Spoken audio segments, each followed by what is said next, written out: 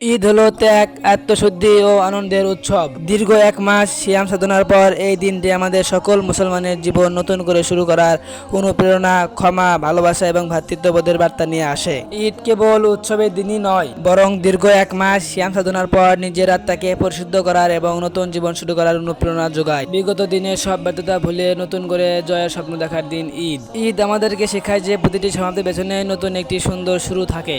প্রিয়জনদের সাথে আনন্দ ভাগাই করা, ক্ষমা এবং সমাজ ও রাষ্ট্রের সৌহার্দ্য ও সম্প্রীতির বার্তা ছড়িয়ে দেওয়া হোক এই ঈদের অঙ্গীকার। আল্লাহ যে নিয়ামত দিয়েছেন তার জন্য আল্লাহর কাছে কৃতজ্ঞতা প্রকাশ করুন। ঈদের দিন সকাল সকাল ঘুম থেকে উঠে ফজর নামাজ পড়ে এসে দাদা দাদির কবর জিয়ারত করলাম। কবর জিয়ারত শেষ করে একটু ঘোরাঘুরি করলাম। ঈদের দিন বলে কথা, তাই ভাবলাম আজকে গোসল করার সময় সাবান আর শ্যাম্পু দিয়ে আমার এই কাল্লের ছোপাটা একেবারে ধবধবা সাদা বানাবো। তারপর আমার কাল্লিয়ার চোপাটা ধবধবা সাদা বানিয়ে নিলাম ও থুগ্গু মানে গোসল করে এলাম। গোসল করা শেষ করে এসে আমার পাঞ্জাবি আর প্যান্টে ইস্ত্রি করে নিলাম। ঈদের দিন বলে কথা একটু ভাব নিলে কেমন দেখায়।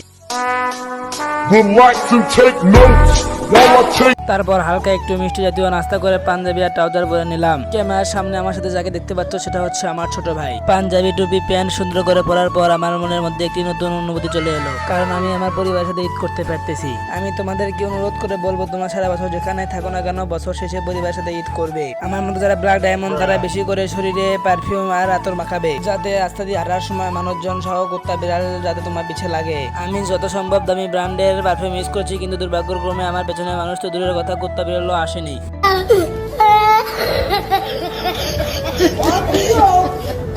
এই দেখো আমার ফাইনাল লুক কিরকম হয়েছে। তারপর আমার মা বোনের থেকে দোয়া নিয়ে আল্লাহর নাম নিয়ে বাড়ি থেকে বের হয়ে ঈদগাহ মাঠের উদ্দেশ্যে রওনা দিলাম। প্রতিটি পদক্ষেপ আমি খুব খুশির সাথে গমন করতেছি, কারণ বাবা মা নামক বটগাছ আমার সাথে আছে। তোমরা সবাই আমার বাবা মার জন্য দোয়া করবে। তারপর দীর্ঘ 15 মিনিট হাত দিয়ে হেঁটে ঈদগাহ মাঠের কাছে পৌঁছে গেলাম। আমাদের গ্রামটা বড় হলে কি হবে, সবার জন্য ঈদগাহ মাঠ একটাই। গ্রামটা অনেক বড় হয় আর ঈদগাহ মাঠ এক সাইডে, তাই আসতে অনেক দেরি হয়েছে। আলহামদুলিল্লাহ, নামাজ শুরু হওয়ার 15 মিনিট আগে আমি মাঠে উপস্থিত হতে পেরেছি। ওমা, আমি ভাবলাম মাঠ হয়তো ভরে গেছে, কিন্তু এখন দেখি না, এখন মাঠ অনেক ফাঁকা আছে। যাই হোক, আল্লাহ যা করে ভালোর জন্যই করে, যার কেউ নাই তার আল্লাহ আছে। এসব ভাবতে যায় নামাজ পেরে আমি আমার বাবা আর আমার ভাই মাঠে বসে গিয়েছি। তা আবার পেছন থেকে ঠেলে ঠুলে সামনে এসে বসেছি। মাঠে এসে দেখি সবাই আওয়াজ শুনতেছে আর আমি ভিডিও করতেছি। আমি ভিডিও না করলে তোমরা দেখবে কি? মানুষ যা মনে করা করুক, আমি ভিডিও করতেই থাকবো। তোমাদেরকে বলে রাখি, আমাদের ঈদগাহ মাঠের নামাজ শুরু হওয়া ছিল সকাল 8টায়। তোমরা এটা মনে রাখো, পরে একটা ধামাকা সারপ্রাইজ দিচ্ছি। দেখি কিছুক্ষণের মধ্যেই আমাদের ঈদগাহ মাঠ পুরোটা ভরে গিয়েছে এবং 8টা বেজে গেছে, মানে নামাজের সময় হয়ে গেছে। 8টা বেজে গেছে, তাও নামাজ শুরু হয় না। কিরে, নামাজ শুরু হয় না কেন? পরে রাস্তাতে দেখি এখন মানুষ আসতে আছে। যাই হোক, তারা আমাদের গ্রামের অধিবাসী, তাদের জন্য একটু দেরি করা যায়। দেখো গাইস কিরকম সাউন্ড পলিউশন। এই করে আমি 3বার দাঁড়িয়েছি, কিন্তু নামাজ শুরু হয়নি। তারপর হালকার উপর ঝাপসা করে ঈদের ভিতরে 2 টাকা তো ওয়াজিব নামাজটা পড়ে নিলাম। সবাই যার যার কাছে ব্যস্ত, মানে কোলাকুলি করতে ব্যস্ত। আমি এসব মানুষের কোলাকুলি দেখতেছি আর ইমোশনাল হচ্ছি, কারণ আমার কোলাকুলি করার মতো কেউ নাই।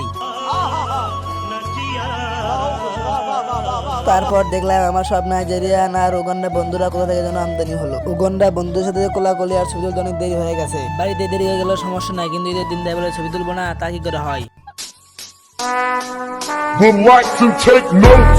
বাড়িতে এসে দেখি আমার বাবা আগে কবর জিয়ারত করে এসেছে, তাই আমাকে এখন একলা কবর জিয়ারত করতে যেতে হচ্ছে। কবর জিয়ারত করা শেষ করে এসে পাঞ্জাবি আর প্যান্ট সিগমা স্টাইলে খুলে ফেললাম। কবর জিয়ারত করা শেষ করে এসে খেয়ে দিয়ে এটা ঘুম দিয়েছিলাম। জোহর আজান দিলে উঠেছি, তাই আমি কালো একটা পাঞ্জাবি পরে জোহরের নামাজ পড়ে এসে আবার গপ দুপুরে খাবার খেলাম। খাওয়া দাওয়া শেষ করে আমি যাচ্ছি আমাদের স্কুল মাঠে ফাইনাল ক্রিকেট খেলতে। আমি যে টিমে খেলতেছি সেই টিমের নাম হচ্ছে শান্তা ওয়ারিয়র্স। খেলাটি ঈদের দিন দেওয়া হয়েছে, কারণ গ্রামের যারা বড় ভাই যারা শহরে চাকরি করে তারা ঈদের দিন আমাদের সাথে একত্রিত হয়, তাই আমরা ঈদের দিনে খেলার আয়োজন করেছি।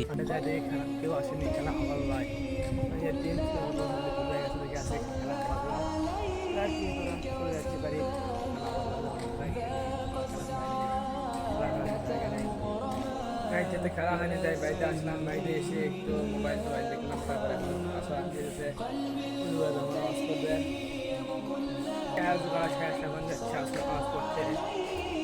বেশি কি নতুন খাবার সবর করিনি, কারণ আমার ভালো নাই।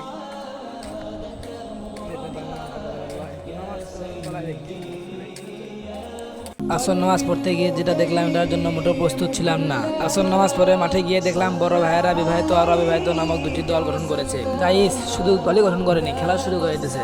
আমি ভাবলাম তাহলে আমাদের ফাইনাল খেলা হবে না, কিন্তু আমার ভাবনা সম্পূর্ণই ভুল ধরে দিল আমার এক বড় ভাই। বড় ভাইটি আমাদের টিমেরই বলল যে প্রতিপক্ষ দলে প্লেয়ার না থাকায় আমাদেরকে ম্যাচ জিতে দিয়েছে। এই কথা শোনার পর আমি যতটা খুশি হয়েছি তার চেয়ে বেশি পেয়েছি কষ্ট। ভেবেছিলাম ফাইনাল খেলা একটু ভাব নিয়ে খেলবো, ব্যাটিং করবো, বল করবো, কিন্তু সেটা আর হলো না।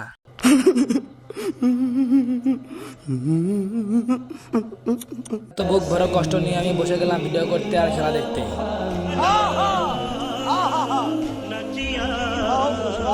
আমি অনেক ছোট হয় আমাকে খেলায় চান্স দেওয়া হয়নি, এটা আমি কোনোভাবে মেনে নিতে পারছি না।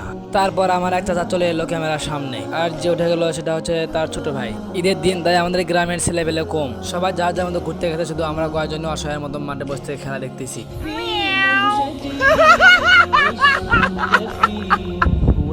গাইস, ভিডিওটি আর বড় করবো না, আজকের ভিডিও এই পর্যন্তই। জানি ভিডিওটি আপলোড দিতে অনেক দেরি হয়ে গেছে, কিন্তু কিছু করার নাই, কাজের অনেক প্রেশার। ভিডিওটি ভালো লাগলে অবশ্যই চ্যানেলটি সাবস্ক্রাইব করবে এবং ভিডিওটি লাইক করবে। সবাইকে ঈদ মুবারক।